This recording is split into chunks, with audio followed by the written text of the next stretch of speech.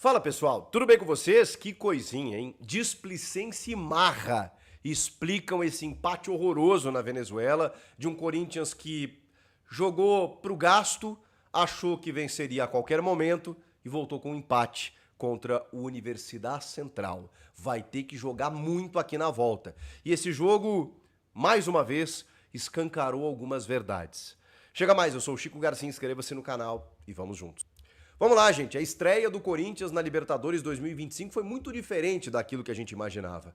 E um alerta, tá, gente? A Libertadores nem começou ainda pro Corinthians. Se esses jogadores, se o técnico Ramon Dias, eles não se deram conta ainda, o Corinthians precisa passar por essa fase, passar pela outra fase, para só então começar a Libertadores. Eu sei que já começou, mas não começou, né, gente? Não entrou nem na fase de grupos. É pré-Libertadores, beleza, o Botafogo foi campeão ano passado entrando na pré. Mas passou pelas duas fases. E o Corinthians ainda pode passar pelas duas fases, mas vamos acordar, galera. Vamos acordar.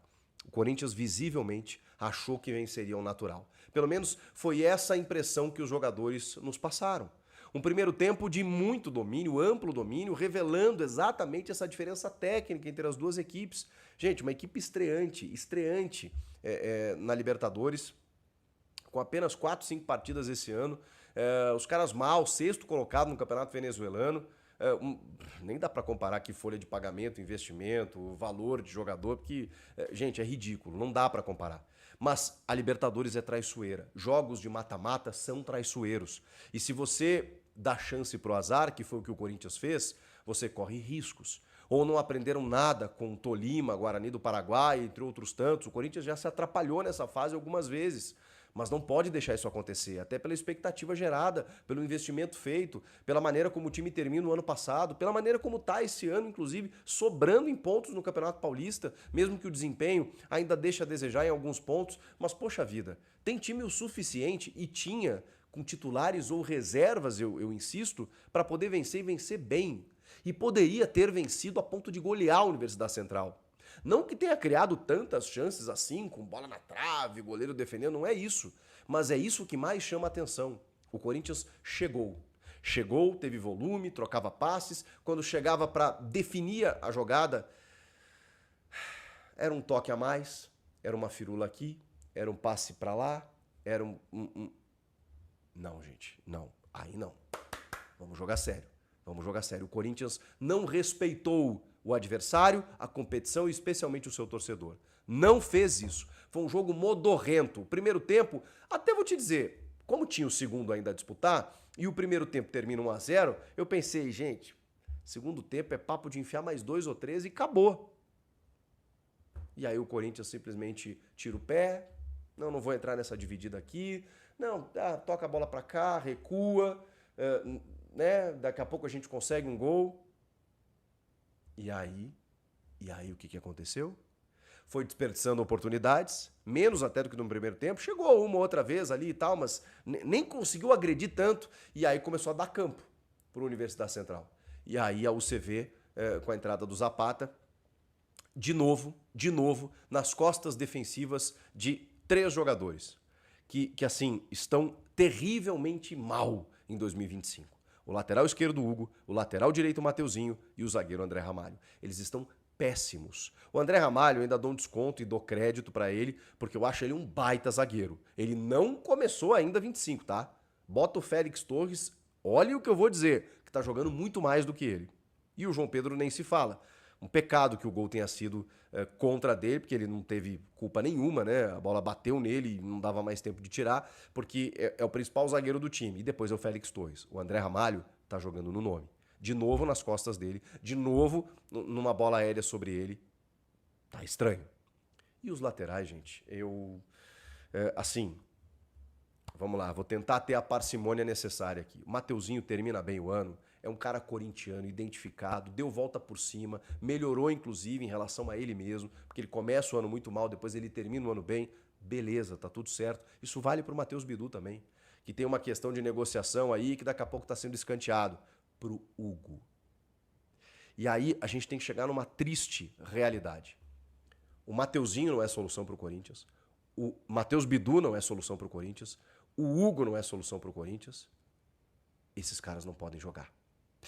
Eventualmente, você depender de um Mateuzinho, que é um cara abnegado, que é um cara que cumpre função, vá lá. Vá lá tê-lo no grupo. Não acho que, né, o Corinthians fez um investimento até mais do que a gente imaginava nele, mas ok você tê-lo no grupo. Ele não pode ser a tua solução, aquele jogador para resolver a tua lateral direita. Ele não é. Na lateral esquerda, não há esse jogador. Porque o que eu imaginava que pudesse ser, que seria o Diego Palacios, eu cito ele todo o vídeo aqui, mas eu meio que desisto, né? Porque a disputa me parece estar entre Hugo e Bidu.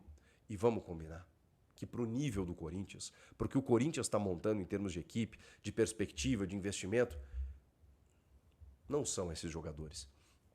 O Angileri vai chegar, tá bom, acho que resolve a lateral esquerda. E aí, sei lá o que faz com os outros dois. Agora, na direita, o Mateuzinho precisa de uma sombra.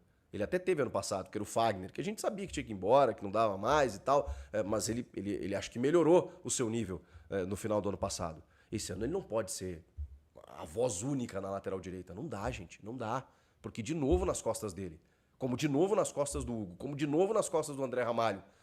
Então tem algumas coisas que estão definindo, jogando na cara da diretoria do Corinthians, do tipo, e aí? Beleza, você investiu em Memphis, Garro, Yuri, que daqui a pouco pode até sair, Thales Magno, que tem contrato só até metade do ano, beleza, pode ficar mais tempo. E na defesa? É isso mesmo? É o Félix Torres que vai ser o teu principal zagueiro esse ano? E se for, tá bem, mas isso diz muito, né? As laterais. São essas laterais que o Corinthians vai encarar uma temporada? Então, assim, esses jogos, eles servem para isso. Eles servem para isso, pro lado ruim. Porque se o Corinthians enfia 5, 6, não serve muito como parâmetro. Mas, ok, cumpriu a obrigação. Agora, quando ele não consegue, e por culpa própria, quando ele começa a dar toquinho de lado e no segundo tempo tira o pé e começa a tentar jogar de forma infiltrada, né? Sendo que os caras estão, obviamente, fechados ali, porque estão na deles, né? Estão tentando ali garantir um resultado, e aí você não tem cruzamento, e aí vai no teu lateral, o lateral só recua a bola, e aí tu não tem uma jogada, tu não tem uma finalização de média distância. Um Corinthians que não quis ganhar o jogo, quis ficar com a bola, quis dosar, porque achou que 1-0, beleza, depois a gente resolve em casa, tomou um empate. Então, assim, tem algumas coisas nesse jogo. Postura lamentável dos jogadores, lamentável. O senhor Memphis Depay, o senhor joga muito. Primeiro tempo foi dele, mas podia ter resolvido mais, né? Podia ter, na hora de dar um toquinho a mais, no ponto futuro, finaliza, irmão. Você é pago pra isso, e muito bem pago. O Yuri, no segundo tempo, tirou uma bola do goleiro meio que com nojo, assim, depois de uma trombada do Garro. E olha que teve um lance que não foi pênalti, né? Nem bateu na mão do Tchoca, mas é esse o risco. Porque você vai desperdiçando chance e tal, os caras chegaram num gol contra, daqui a pouco, sei lá, bate na mão do Tchoca ali, poderia ter batido, o juiz marca pênalti e aí perde o jogo. Aí os caras vêm, fazem um ferrolho aqui, uma retranca, você não consegue ganhar o jogo, acabou a Libertadores, acabou pro Corinthians. Já pensaram nisso? Nossa, Chico, você tá exagerando, você tá sendo fatalista. Não, gente. Eu tô alertando porque, assim, é começo de temporada e não dá pra vacilar nesse tipo de jogo. Eu não imaginei que o Corinthians ia sofrer nesse tipo de jogo. Pô, no próximo confronto, o Corinthians passando, provavelmente o Barcelona de Guayaquil, que é uma equipe muito mais tradicional. Isso ainda sem entrar na fase de grupos. Então você vai tratar a Libertadores da América assim, desse jeito, já no teu primeiro jogo. Então aqui, ó, vamos acordar, que sirva de lição. O Ramon Dias falou, deixamos de correr. Por que deixou de correr? É óbvio que eu vou cobrar do técnico também. O técnico que tá... Que tipo de preleção ele deu pra esses caras? É claro que os jogadores são os mais responsáveis, tá? Os maiores responsáveis. Mas o treinador, ele tinha obrigação de dar um sacode nesses caras. Como tem a obrigação de fazer um sacode, dar um sacode neles agora, pro jogo da volta. Tem que enfiar uma sacola aqui na volta. Não vou admitir menos que isso, tá? Porque a diferença técnica ela é discrepante, ela é oceânica, ela é abissal, ela é bizarra, gente.